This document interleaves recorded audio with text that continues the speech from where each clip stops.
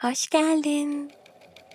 Şehrin en eski sokaklarından birinin sonunda akşam olunca ışıkları sarıya dönen dar bir apartmanın altında küçük bir terzi atölyesi varmış.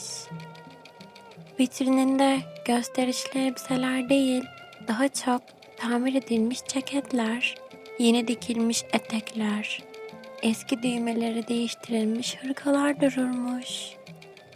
Camın önünde ise bazen buğulu bir çay bardağı görülür, bazen de yarım bırakılmış bir mezura masanın kenarından aşağı doğru sessizce sarkarmış. Sokaktan geçen insanlar o dükkanın önünden geçerken içeriden yayılan hafif klasik müziği, ütülenmiş kumaşların sıcak kokusunu ve düzenli çalışan bir dikiş makinesinin sakin ritmini duyarmış. Bu otelin sahibi olan kadın 40'lı yaşlarının ortalarındaymış. Mahallede herkes onu çok çalışkanlığıyla tanırmış. Gün daha yeni aydınlanırken dükkanını açar, geceleri sokak lambaları kaldırıma vururken bile İçeriden makinenin düzenli sesi duyulmaya devam edermiş. Kadının adı Mercan'mış. Uzun yıllardır aynı mahallede yaşadığı için insanlar onun hangi saatte dükkanı açacağını, hangi saatte çay koyacağını, hatta vitrindeki kumaşları hangi sırayla değiştireceğini bile ezbere bilirmiş. Mercan'ın hayatı neredeyse tamamen ipliklerin arasında geçermiş. Raflarda renk renk makaralar durur, her birinin tonu başka bir mevsimi anımsatırmış. Kimi yağmurlu bir sonbahar akşamı kadar koyu, kimi gün batımının camlara vurduğu turuncu ışık kadar sıcak, kimi de eski bir yaz günü gibi soluk maviymiş. Masaların üzerinde yarısı kesilmiş kumaşlar, kenarlarına küçük notlar iliştirilmiş sipariş defterleri, metal kutuların içinde özenle ayrılmış düğmeler dururmuş. Atölyenin içinde her zaman düzenli bir emek hissi varmış. Sanki o küçük dükkan yıllardır hiç durmadan çalışıyormuş gibi. Mercan yalnız yaşarmış. Fakat onun yalnızlığı ilk bakışta hüzünlü görünmezmiş. Çünkü günlerinin neredeyse tamamı yapılacak işlerle doluymuş.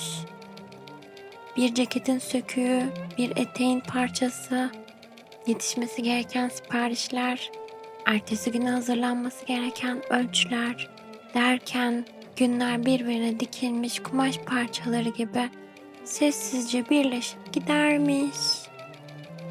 Yine de bazı akşamlar dükkanın camına yansıyan kendi silüetine kısa kısa baktığında omuzlarının ne kadar yorulduğunu fark edermiş. Parmakları bazen istemsizce yavaşlıyor, boynu görünmeyen bir ağırlık taşıyormuş gibi sertleşiyor. Gözlerinin altındaki yorgunluk sıcak sarı ışığın altında daha belirgin hale geliyormuş. Ama Mercan bu hislerin üzerinde fazla durmazmış.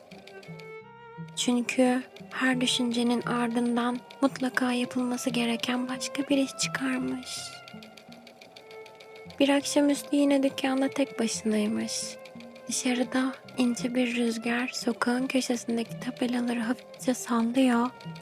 İçeride ise eski radyodan yayılan klasik müzik rafların arasına sakin bir şekilde doluyormuş.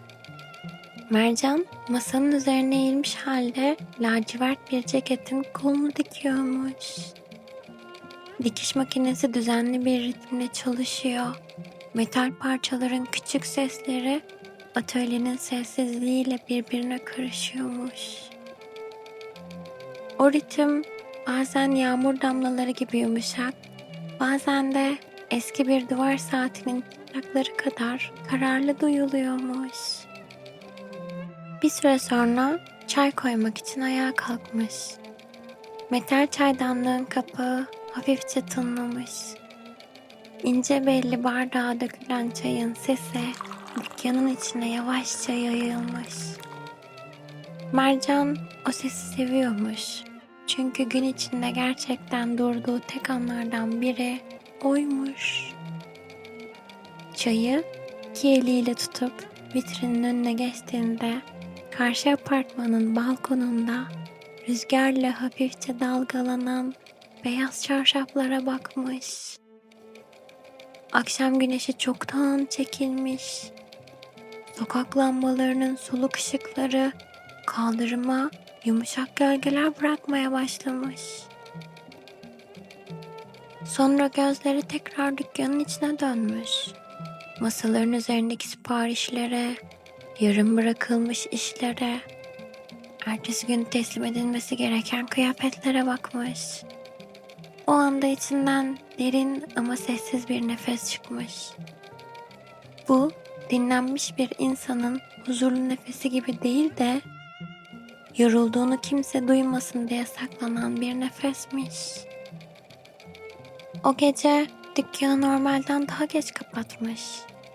Yukarıdaki evine çıktığında mutfağın ışığını bile açmadan sandalyesine oturmuş. Evin içi her zamanki gibi düzenliymiş. Battaniyeler düzgün katlanmış. Rafların boyları hizalanmış. Mutfaktaki fincanlar bile aynı yöne bakıyormuş. Ama bütün o düzenin arasında uzun zamandır eksik kalan görünmez bir huzur dolaşıyormuş sanki. Mercan camı hafifçe araladığında dışarıdan serin bir hava içeri süzülmüş. Sokaktan uzak bir motor sesi geçmiş.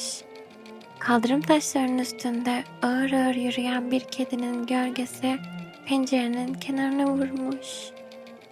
Mercan o sırada ilk kez kendine sessizce şu soruyu sormuş. Ben en son hiçbir şey yapmadan ne zaman oturdum acaba?